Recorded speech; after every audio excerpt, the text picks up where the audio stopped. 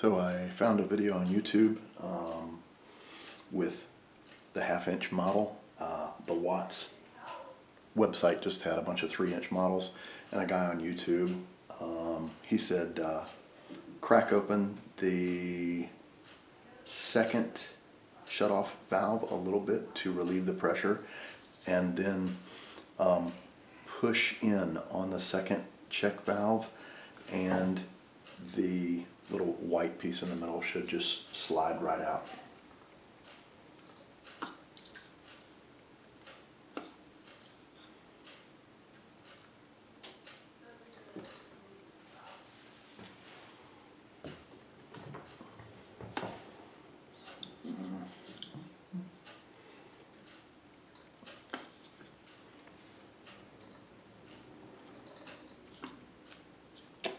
Easier said than done.